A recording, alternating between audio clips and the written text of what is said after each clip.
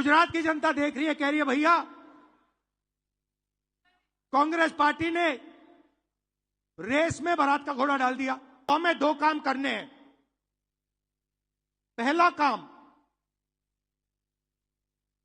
ये जो दो ग्रुप से इनको अलग करना है सीधा। अगर हमें सख्त कार्रवाई करनी पड़ी, 10, 15, 20, 30, 40 लोगों को निकालना पड़ा, निकाल देना चाहिए। बीजेपी के लिए अंदर से काम कर रहे हो, चलो जाके देखते हैं, बाहर से काम करो। तो क्या कांग्रेस के अंदर बीजेपी के खुफिया चेहरों की तलाश शुरू हो चुकी है? कांग्रेस नेता राहुल गांधी के बयान को समझने के लिए पहले उनके दो ग्रुप्स को भी समझना होगा जिनका वो जिक्र कर रहे हैं, और इन तस्वीरों को खास तौर से गौर से देखना होगा। ये कांग्रेस सेवा दल के उन मुखियाओं के चेहरे हैं जो पहले सादगी का सबूत माने जाते थे, और एक ये है मुकुटधारी यानी लालजी देसाई जो कि आज कांग्रेस सेवा दल की कमान संभाल रहे हैं। लालजी देसाई गुजरात से ही आते हैं और उस सेवा दल के मुखिया हैं जो कि कांग्रेस की रीढ़ मानी जाती है। और अगर बात करें अंग्रेजों से लड़ाई की, तो कांग्रेस सेवा दल ने अपना रोल निभाया, लेकिन आज लालजी देसाई पर खुद कांग्रेस सेवा दल के अंदर ही जो सवाल उठ रहे हैं उनका जवाब किसी के पास शायद नहीं है। भले ही देर से ही सही, लेकिन कांग्रेस सेवा दल के अंदर उठने वाली ये आवाज अब राहुल गांधी के कानों तक शायद पहुंच गई है और उन्होंने कार्रवाई की बात की है।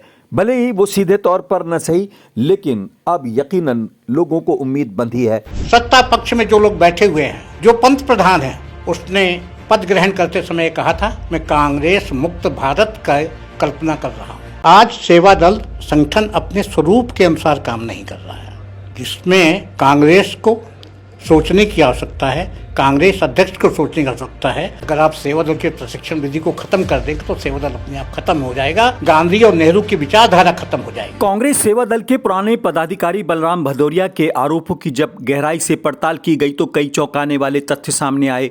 सबसे गंभीर बात यह सामने आई कि कुछ ऐसे लोगों की नियुक्ति की गई जो कि अब राहुल गांधी और गांधी परिवार के नजदीक हो गए हैं और खास तौर से कांग्रेस के बड़े पदाधिकारियों के नजदीक होते जा रहे हैं। लेकिन इनकी नियुक्ति कथित तौर पर मोटे पैसे लेकर लालजी देसाई द्वारा की गई, जो कि कथित तौर पर कांग्रेस के पूर्व नेता और अब बीजेपी के चहेते प्रमोद कृष्णन के हाथों की गई। कहा यह भी जाता है कि प्रमोद कृष्णन ने अपने खास आदमी को कांग्रेस सेवा दल में एक बड़े पद पर लालजी देसाई के हाथों नियुक्त कराया और उसके हाथों में अब कई बड़ी जिम्मेदारियां हैं। इतना ही नहीं, ये शख्स अब कांग्रेस के बड़े नेताओं के नजदीक होता जा रहा है और वो भी लालजी देसाई के दम पर। इतना ही नहीं, कभी अहमद पटेल का नजदीकी बताने वाले और वर्तमान में सैम पित्रोदा के दम पर कथित तौर पर एनजीओ और फंडिंग का काम देखने वाले लालजी देसाई कांग्रेस में खुद को बहुत मजबूत बताते हैं, और यहां तक कि वो मनमानी करते हुए संदिग्ध नियुक्तियों के अलावा कई बार कथित तौर पर सीमाओं को भी पार कर जाते हैं। मनमानी ढंग से नियुक्तियां की गई, मनमाने ढंग से संगठन को संचालित किया गया,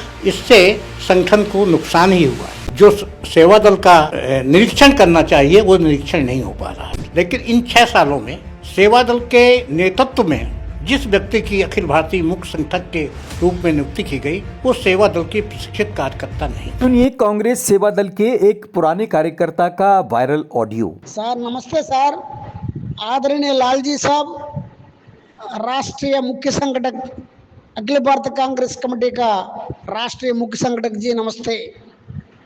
हमारा एज 52 साल है, कांग्रेस पार्टी में 32 साल से काम कर रहा हूं, लेकिन आप आने के बाद मेरा कितना अवमान हुआ। आप आने के बाद हमारा माफी कांग्रेस वर्कर लोग को अवमान करा, संगठन से दूर रखा है। धन्यवाद आपको, हमारा तरफ से, हमारा परिवार का तरफ से भी।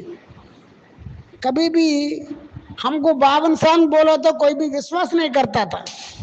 गंगाधर।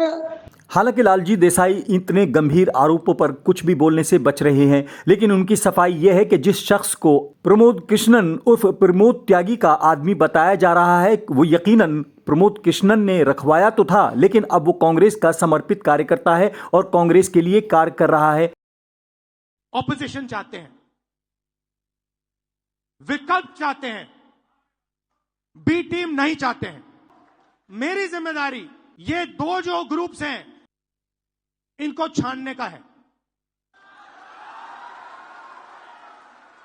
कांग्रेस पार्टी में नेताओं की कमी नहीं है।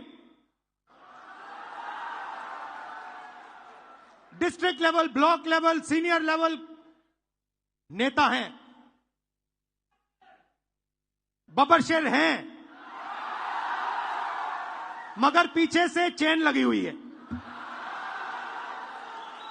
और बबरशेर बंधे हुए हैं सब। एक बार मेरी मीटिंग हो रही थी, वहां पे शायद मध्य प्रदेश का डेलीगेशन था। एक कार्यकर्ता खड़ा हुआ, कहता है राहुल जी आप एक काम कर दीजिए। मैंने कहा क्या? कहता है दो तरीके के घोड़े होते हैं, एक होता है रेस का, एक होता है शादी का। कांग्रेस पार्टी रेस के घोड़े को बारात में डाल देती है और बारात के घोड़े को रेस में डाल देती है। गुजरात की जनता देख रही है, गुजरात की जनता देख रही है, कह रही है भैया कांग्रेस पार्टी ने रेस में बारात का घोड़ा डाल दिया। तो क्या गुजरात से कांग्रेस ने बीजेपी के उन छुपे हुए दलालों की पहचान शुरू कर दी है जो कि कांग्रेस में तो रहते हैं लेकिन काम बीजेपी के लिए या दूसरी पार्टियों के लिए करते हैं? ये सवाल बेहद गंभीर है और ख़ास तौर से उस वक्त जबकि राहुल गांधी ने बाकायदा खुलकर ये कहा कि कांग्रेस के अंदर कुछ लोग ऐसे हैं जो अंदर रहकर बीजेपी के लिए काम करते हैं, यानी अब उनकी पहचान शुरू की जा चुकी है। और ऐसे 10 नहीं, 20 नहीं, 30 नहीं, अगर 40 लोगों को भी निकालना पड़ा तो शायद कांग्रेस हाईकमान अब गुरेज नहीं करेगी। सीधा अगर हमें सख्त कार्रवाई करनी पड़ी, 10, 15, 20, 30, 40 लोगों को निकालना पड़ा, निकाल देना चाहिए। आपसे रिक्वेस्ट है कि चैनल को सब्सक्राइब करें और शेयर करें ताकि आपकी आवाज़ को और मजबूती से उठाया जा सके।